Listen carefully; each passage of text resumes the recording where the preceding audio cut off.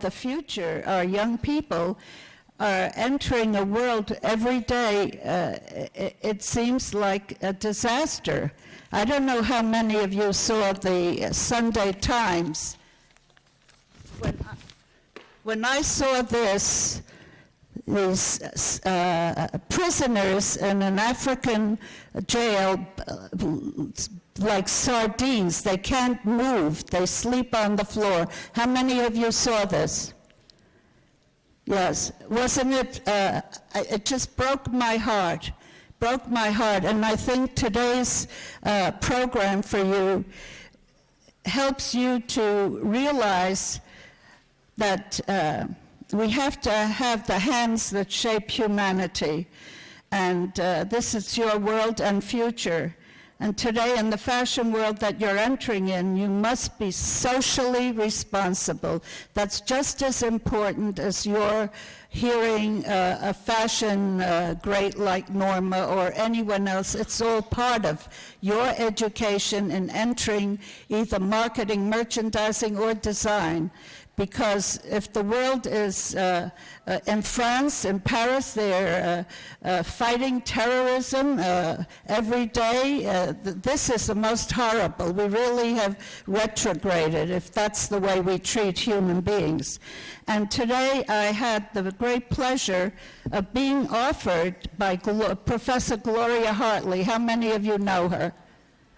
Raise your hand. Professor Gloria Hartley is a real gift to this school. I will tell you about her. And Gloria Hartley is an assistant professor of fashion marketing and merchandising. And she woke up February 20th, 2005, knowing exactly what she needed to do. Hartley is nominating chair and secretary of the Desmond Tutu Peace Foundation in New York. And she was inspired to design ecclesiastical robes that could be auctioned off to benefit the organization, which raises funds for the planned Desmond Tutu Peace Center in South Africa. It was a perfect opportunity, she decided, and was an upcoming dinner for the bishop at the Waldorf Astoria. The catch, the dinner was 5 days away, and she quickly found a pattern maker and embroiderer and bought fabric trim, and the garment was sewn up by a seamstress, 5 robes. As a merchant, and this is for FMM people, I saw the commercial value of doing something like this, and also benefiting the peace process, because we are in a world where we have to think about universal peace, because if we don't, when you get your jobs and you try to go to countries in different parts of the world, you don't want it where there's killing and battling and cars being exploded. We have to be aware of that, young people, and you have to give of yourself somehow, as Gloria Hartley has done. Now, each robe is different and features the map of Africa and the map of North America with a chain linking them with various African symbols. And you know that as Tutu won the Nobel Peace Prize in 1980s, for his stand against the apartheid in South Africa, and was named by the former president Nelson Mandela to head the country's Truth and Reconciliation Commission. Desmond Tutu's Peace Center is in Cape Town and will offer entrepreneur and leadership training to undeserved women and continue Tutu's mission of teaching forgiveness and reconciliation. Hartley will develop products that the women can make, and the funds that they get from selling these robes will go towards the Peace Foundation. She is also, she was the co-founder and past president of BRAG, which you know is the Black Retail Action Group, a nonprofit organization. And also, to tell you a little more, she said you have to see a need to fill a need. And this is a very wonderful saying to keep in mind. See a need to fill a need. Recently, Hartley returned from South Africa, having had the pleasure of participating in the 50th anniversary of the Freedom Charter and the 50th wedding anniversary of Desmond and his wife Lee.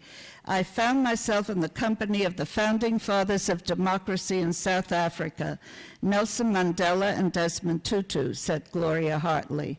Two men who have made a major contribution to humanity and to peace. How wonderful, exciting, and blessed is that. Meeting both of these amazing historical figures and spending time was a wonderful, uplifting life experience. And I think that today, though we don't have Norma, I think this is very important, don't you? Don't you think working towards peace is important? I do. Anyway, I hope so. The Universal Peace Robe, which you see here, and when you buy it, it's signed. It's signed, and they're $5,000 for each one. It raises a lot of money for their effort to bring peace to the world and unity. And we will now show you a video with Professor Hartley discussing the project of the Peace Center, okay? It's a timely, important message. I feel that way. Okay.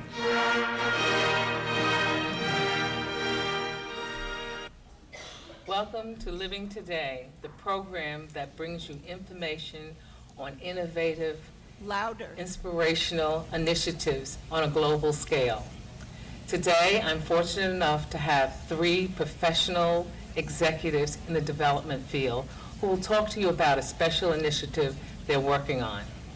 My first guest is Nadine Hack, a respected expert on international development who is president and CEO of Because Global Consulting. Her firm has the tagline, bringing causes to life. She provides advisory services to corporations, nonprofits, and individuals with related strategies and effective philanthropies. She serves as chairman of the Desmond Tutu Peace Foundation and is on the board of the African American Institute and Amnesty International.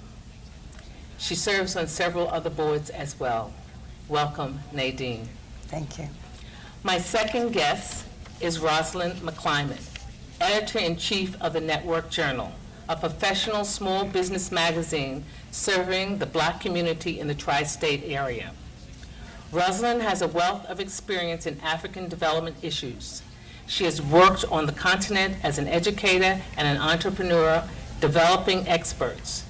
She formerly was magazine editor of the Journal of Commerce, America's oldest and largest trade and transportation newspaper, and serves as a director of the International Trade Program at the National Minority Business Council.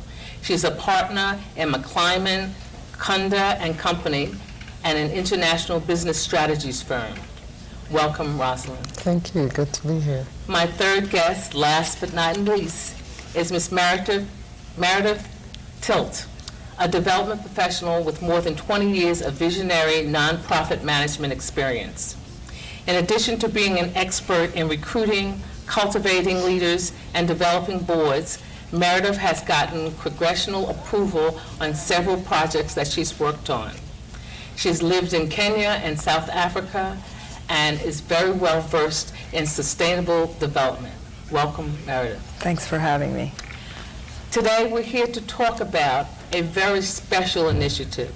That initiative is the Desmond Tutu Peace Foundation and Trust. The Desmond Tutu Peace Foundation is here to service the trust in South Africa. And I'd like my guest, Nadine Hack, to speak to that. Why the Desmond Tutu Peace Foundation, and what's so special about Desmond Tutu?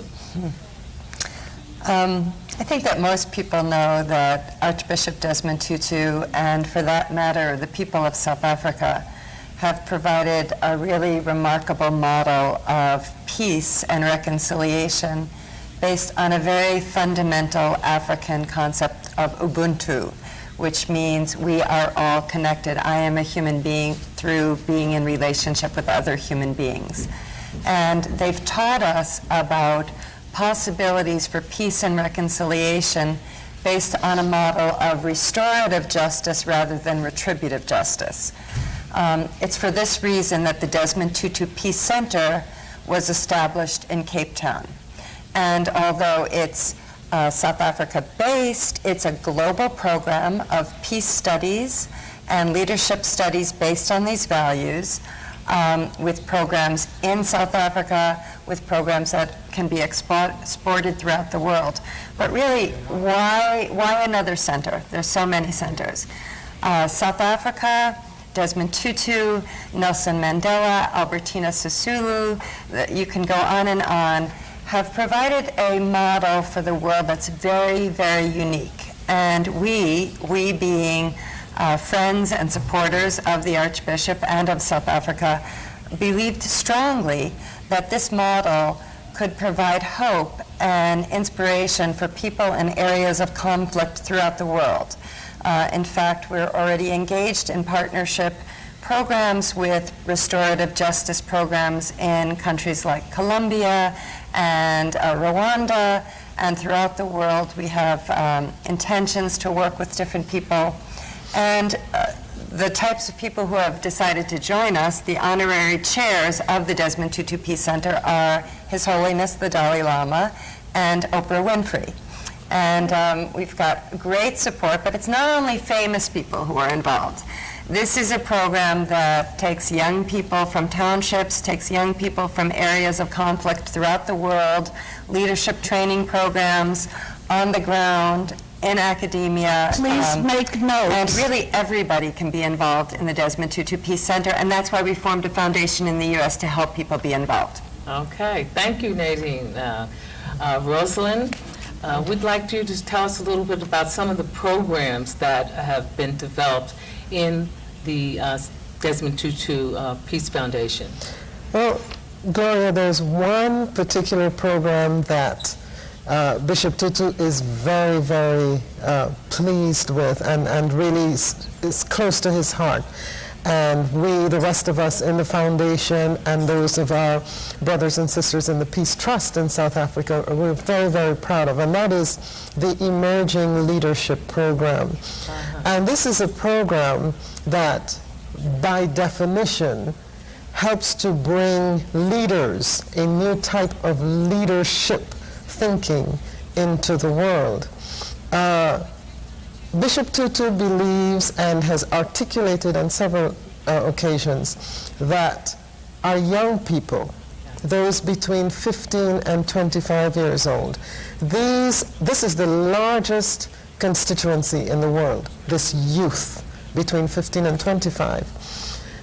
These are the youngsters, this is the constituency that will inherit what we are sowing now: poverty, AIDS, war, all of these ills. They will have to navigate all of these challenges and create a world that is unique, that is different, that is bearable. And so the Emerging Leadership Program brings together young people, not just from South Africa, but from other countries as well. The program has brought together youngsters from the developing world, such as other countries in Africa, Kenya, Somalia, Eritrea, India, as well as from the developed world, the United States, Britain, Australia, Norway in particular. And these leaders, these youngsters, come together to study, to learn in a place of peace at the Peace Center, to learn the principles of leadership that Bishop Tutu espouses: oneness, love, all of these qualities that will be needed in the world that they are going to have to live in. Thank you, Rosalind, for that perspective. And now I'd like to ask Meredith to talk to us about the development and the development opportunities and the programs that we will be running and some of the programs that we have run in the past in the Desmond Tutu Peace Center. So Meredith, could you give us your perspective on this? Yes, thanks, Gloria. Our major initiative is obviously the center itself in South Africa, based in Cape Town, as Nadine has said. What we are trying to do as the foundation is to provide support to the trust and the center. Our goal is to raise approximately $10 million in capital funds and $10 million in operational funds to carry out the programs that Rosalind spoke about.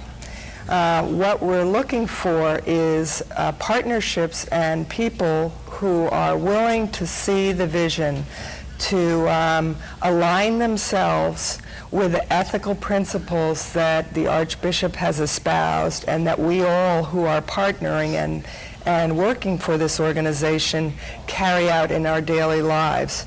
So there is an opportunity for people who are involved right here in New York City, who have been part of the South African struggle, but who are also part of communities that want to be involved in peacemaking strategies, to give financially, to learn more about the center, to look on our website, www.tutu.org. Just your listeners alone, 500,000 people, $1 a person could provide us with $500,000 of very sorely needed funds to support these educational programs, the Emerging Leaders Program, and ultimately we hope corporations will want to be involved with our capital campaigns as well. So Nadine, would you like to add something additional to that? I'm sort of curious as to know how you got involved, why you got involved, and what your relationship has been over the years. I know that Meredith has been involved in the vision of the Peace Center from its inception, and I know that you've been involved a very long time as well. From the So beginning, I'd too, like yeah. you to sort of give an overview of where it started, how it started, where it's progressed to, and where it's going at this point. Great. Well, you asked me why I'm involved. When people ask me to sum up my life, I say you can say Selma to Soweto sums up my life. And the American Civil Rights Movement was a point of departure for me as a student, which led very naturally to being involved in the anti-apartheid movement, and over the decades, staying involved in reconstruction and development in South Africa. But as all of my colleagues have said, the vision of the center is far beyond South Africa. It's really what South Africa can teach the world. And I think at this moment in history, that's a particularly important thing. We've seen so much north-south teaching, and this is south-north teaching. And we also believe that there can be a lot of south-south teaching, and we've seen it. The center is embodying it. So when we talk about the history of the center to date, this has been an idea 10 years ago. It started to germinate. It's important to say that this was not something that the Archbishop wanted to memorialize himself, but he allowed those of us who supported him to say, yes, we want to continue your legacy and what you stand for. And after that, it was incorporated, the center in South Africa, and then a foundation was formed here in the U.S. to support it.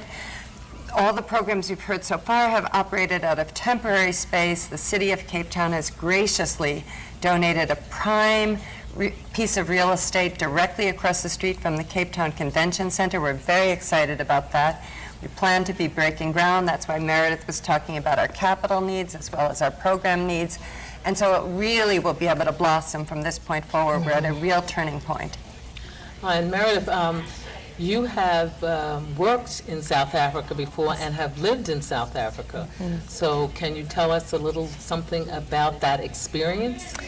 Yeah, one thought comes to mind immediately, and that is standing in Pretoria, at Pretoria prison with the Archbishop in front of the warder. And this man embodies truth speaking to power. And as a former school teacher in South Africa, not far from Nelson Mandela's home, I found that a lot of the young people of South Africa who actually waged the struggle against apartheid themselves, even young children standing in the streets, they were yearning and are yearning for education, just as many of our young people in the United States yearn for education. And so the center is about education, it's about truth, it's about the ability to provide leadership, because we're not, as Nadine has said, looking to memorialize the Arch. We each embody things we've learned from him and his family. And so we're carrying the message out to those who are interested. And hopefully some of your viewers have been a part of this in the past and would like to participate in the future of this center. Oh, thank you, Meredith. And Rosalind, you've also have lived and taught in Africa. Can you tell us something about your experience and to collaborate with what Meredith has said, how important the education part is? The education part is very important. I taught in Uganda for about 1.5 years at senior secondary level, and I also taught in what was then Zaire, the Congo, Democratic Republic of the Congo, for about 6 years. And the enthusiasm and the eagerness that you see in the youngsters for education, and this is the enthusiasm that Bishop Tutu talks about, the optimism in the youngsters, the qualities that he wants us as adults to nurture and to continually nurture in ourselves. But teaching in Africa gives you a real appreciation, a greater appreciation, I would say, for education and the role of education in giving life, giving a sense of hope to people, even more so than living in the United States or living in a developed country where it is so easy to get. It is so very easy. The schools are there. All the materials that you need are always there, almost guaranteed. Teaching in Africa, and when I taught in Uganda, it was in rural Africa, all the way out in Fort Portal in the west. And some of the youngsters would walk for miles and miles and miles to school every single day. Walk, not a yellow bus. So they don't feel the entitlement that American students have a tendency. Not just Americans, but people in developed countries in general. And this is where the leadership, you can tell, you can see leadership qualities there already in these youngsters, where they are coming, they're dedicated, they show up every single day. They show up every single day, come what may. They appreciate, they study, they learn. Sometimes in the cities, in Kampala, for example, the capital of Uganda, I have seen students study under a street light. And you who have lived and experienced Africa, you have seen this.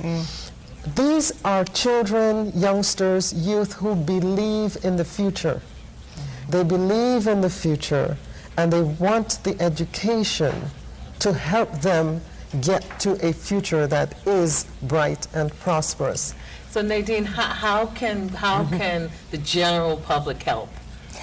Before I answer that, can I just quickly say that it may sound from what we've been talking about that this is only about educating very young people. I want to make it clear that we have exchange programs going on now at the university level, at the graduate level, at the postgraduate level, and that we plan to be expanding those, and that we also have programs that are not academic programs, but training programs for practitioners, for people who are actually engaged in conflict regions, so that we have the convening power to bring together representatives from governments, from opposition, from liberation movements, from community development organizations, and exchange knowledge on how to move peace initiatives forward. So we're really looking at it from the youngest to the oldest and the broadest spectrum.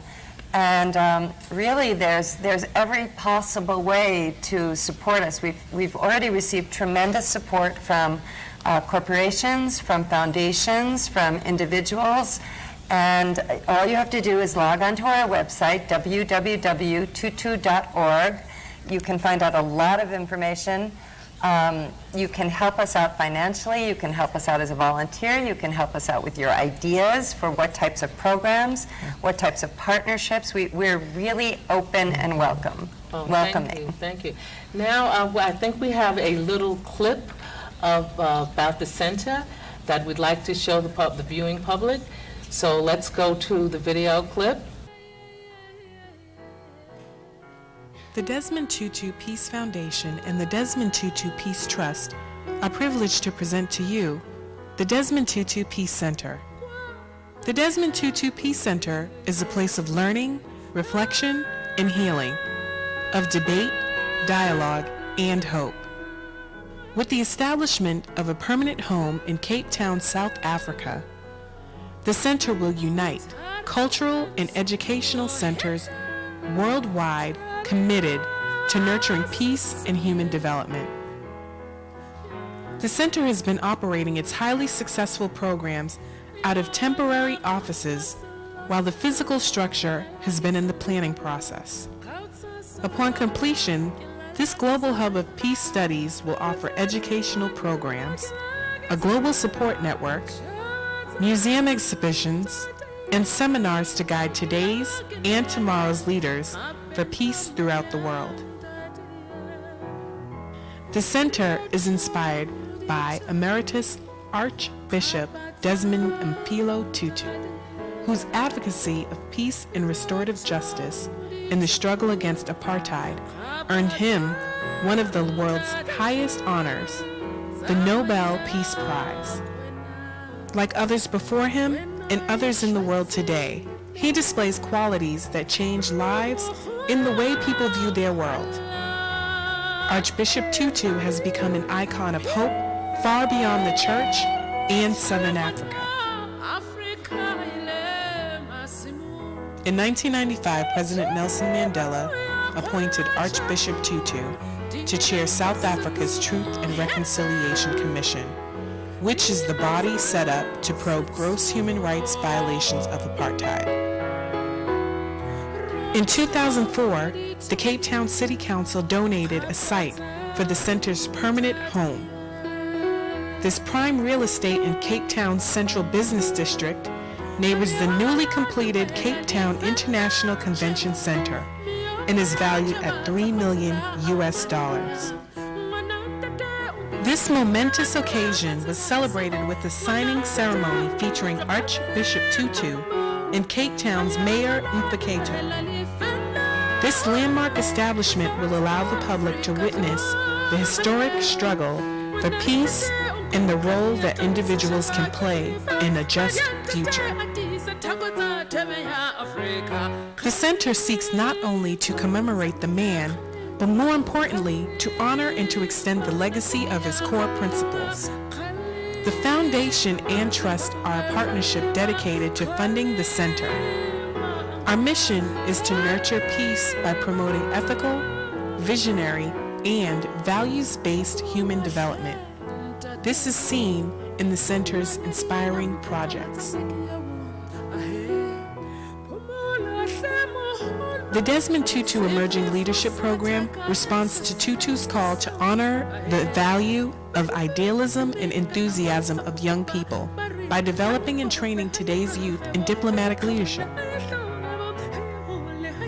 The center's leadership programs have a strong emphasis on reaching young men and women, the world's largest constituency. It is these future leaders who must act as effective agents of change for global problems such as AIDS, poverty, violence, and corruption. The Women in Leadership program, known as WILP, provides a powerfully challenging course for women to confront their past experiences, to transform those experiences into constructive actions, and to embrace a hopeful future. WILP draws participants from all sectors of society, and impacts a number of international organizations.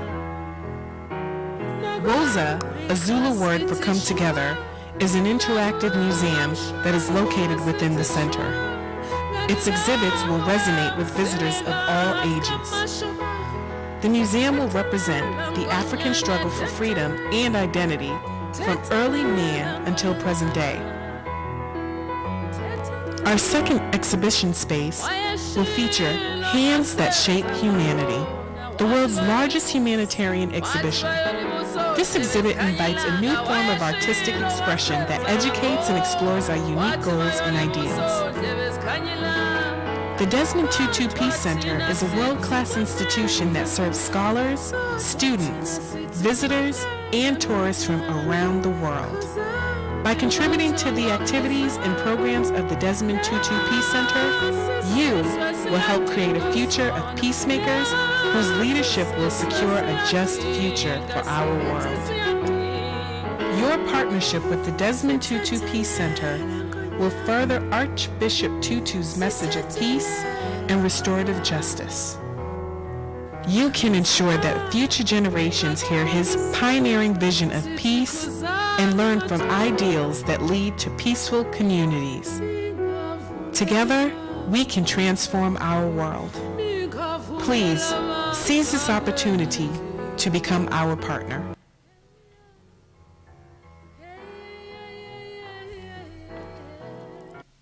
Well, I'd like to thank my guests, Nadine Hack, President and CEO of Because Global Consultant, Rosalind McClymont, Editor-in-Chief of the Network Journal, and Meredith Twilp, also consultant on development. Thank you for joining us, and we hope you'll join us next month for some more information on the Desmond Tutu Peace Foundation and Hands That Shape Humanity. Thank you for joining us. Good evening. thank you, Gloria, because I hope you realize how important. I know some of you, it's touched your heart, and it is important.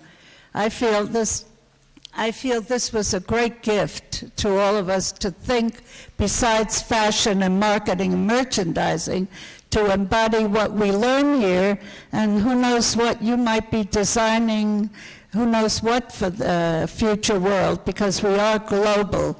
And these will be auctioned. I think they're having another benefit, Gloria told me, separately. You can buy the little scarf or the robe signed by Tutu, I think, Desmond Tutu. Thank you very much. And next week we do have Diane von Furstenberg. I spoke to her today. I hope you like this program as a substitute. Let's give an applause to Gloria.